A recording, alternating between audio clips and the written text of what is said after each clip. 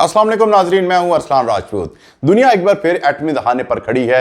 America और रूस, दो पुराने हरीफ, एक बार फिर उस खतरनाक रास्ते पर वापस जा रहे हैं जिसने सर्द जंग के दौरान पूरी दुनिया को खौफ में मुब्तला कर रखा था। सवाल यह है कि अगर दोनों सुपर पावर ने दोबारा एटमी तजर्बात शुरू किए तो दुनिया का मुस्तकबिल क्या होगा। अगर आप समझते हैं कि एटमी ताकतों को सियासत ने दुनिया को गैर महफूज बना दिया तो वीडियो को आखिर तक देखें, अपनी राय कमेंट्स में ज़रूर दें और चैनल को सब्सक्राइब करें ताकि आप आलमी सियासत की हर बड़ी पेशरफ से बाखबर रहें। नाजरीन, रूस के सदर व्लादिमीर पुतिन ने मॉस्को में अपनी सलामती कौंसिल के इजलास के दौरान यह ऐलान किया कि अगर अमेरिका या कोई भी मुल्क जो जोहरी तजर्बात पर पाबंदी के आलमी मुआहदे उसकी ट्रीटी का हिस्सा है दोबारा एटमी तजर्बात करता है तो रूस भी जवाबी इकदाम के लिए तैयार होगा।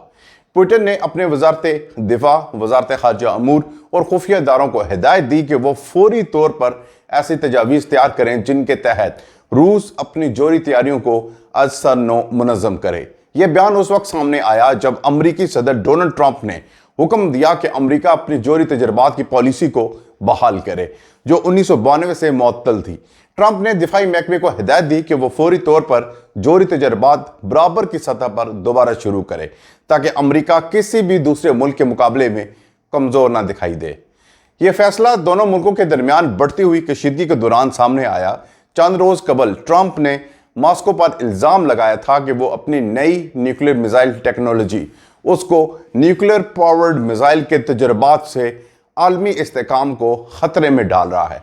इसके फ़ौरन बाद उन्होंने रूस के दो बड़े ऑयल कंपनियों पर पाबंदियां आयद की जो जनवरी में उनकी व्हाइट हाउस वापसी के बाद पहला बड़ा इक्तिसादी हमला समझा जा रहा था। पुतिन ने अपने इजलास में कहा कि अगर अमेरिका वाकई ही अपने तजुर्बात शुरू करता है तो रूस को भी जिम्मेदारी के साथ इसके जवाब में कदम उठाना होगा। उनके बकौल हम किसी इश्तियाल अंगेजी के ख्वाह नहीं, लेकिन अगर किसी ने इस लाइन को अबूर किया तो हम खामोश नहीं बैठेंगे।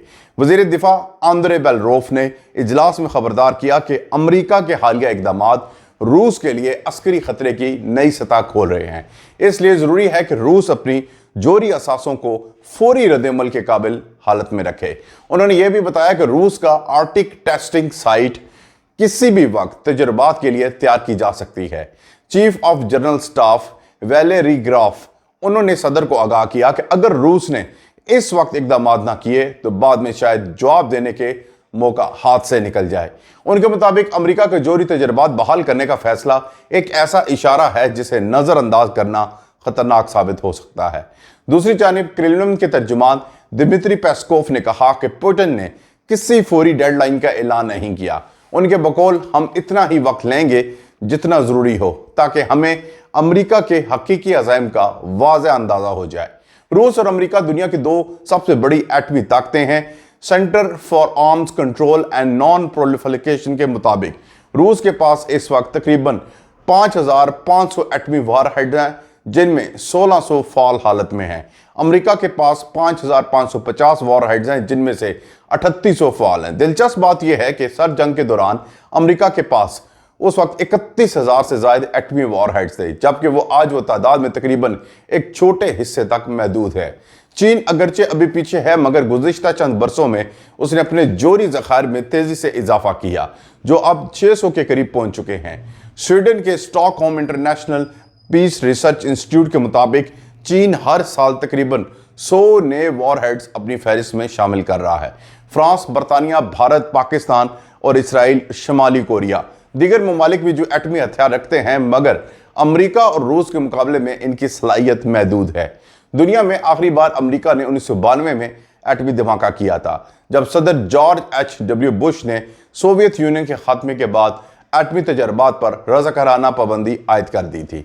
1996 में भी न्यूक्लियर टेस्ट ट्रीटी पर दस्तखत के लिए दरवाजे खुले तो बेशतर ममालिक ने इसकी तौसीक़ की मगर अमेरिका ने आज तक इस मुआहदे को बाज़ाब्ता तौर पर मंजूर नहीं किया।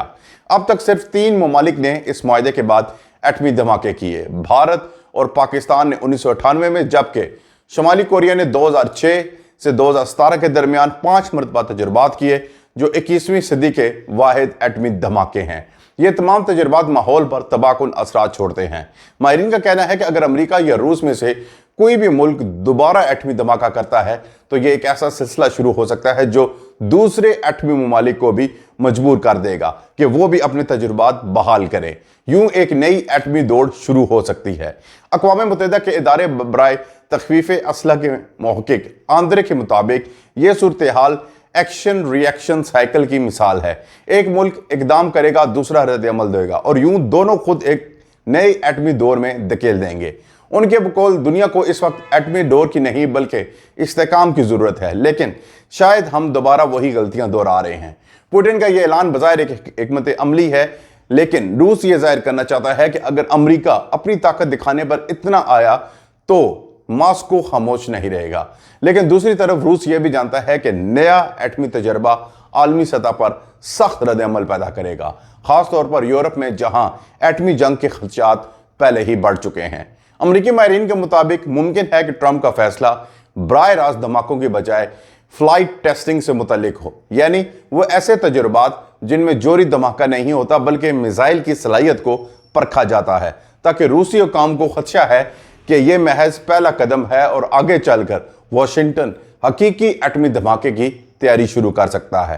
دوسری جانب ماحولیاتی تنظیموں نے خبردار کیا کہ ایٹمی تجربات کا مطلب صرف عسکری طاقت کا مظاہرہ نہیں بلکہ ماحول، انسانوں اور زندگی کے لیے ناقابل تلافی نقصان ہے۔ سرد جنگ کے دوران کیے گئے ہزاروں تجربات کے اثرات آج بھی زمین کے کئی حصوں میں موجود ہیں۔ تجزیہ کاروں کا کہنا ہے کہ اس وقت روس اور امریکہ دونوں سیاسی طور پر اندرونی دباؤ میں ہیں۔ ٹرمپ اپنے مخالفین کو یہ دکھانا چاہتے ہیں کہ وہ سخت قیادت رکھتے ہیں، جبکہ پوٹن کے لیے یوکرین جنگ کے بعد اپنی عسکری ساکھ بحال رکھنا ایک بڑی ترجیح ہے۔ ایسے میں دونوں رہنماؤں کی یہ پالیسی دنیا کو ایک نئے خطرناک مرحلے میں دھکیل سکتی ہے۔ اقوام متحدہ کے ایک عہدیدار کے بقول اگر ایک بھی ایٹمی ملک تجربہ شروع کرتا ہے تو باقی سب خاموش نہیں رہیں گے، اور یہی عمل تیزی سے بین الاقوامی سطح پر ہے، ایک بے یقینی، خوف اور اسلحے کی نئی دوڑ کو جنم دے گا۔ اس وقت عالمی برادری کے سامنے سب سے بڑا سوال یہ ہے کہ کیا دنیا دوبارہ اس دور میں داخل ہو رہی ہے جس سے نکلنے میں دہائیاں لگیں؟ کیا اب بھی سفارتکاری کے دروازے بند نہیں ہوئے؟ کمنٹس میں اپنی رائے ضرور بتائیں کہ آپ کے خیال میں کیا روس اور امریکہ اپنے فیصلوں پر نظر ثانی کریں گے یا ایک نیا خطرناک دور شروع ہونے والا ہے؟ مزید غیر جانبدار عالمی تجزیہ دیکھنے کے لیے چینل کو سبسکرائب کریں۔ ملتے ہیں اگلی ویڈیو میں، تب تک کے لیے اللہ حافظ۔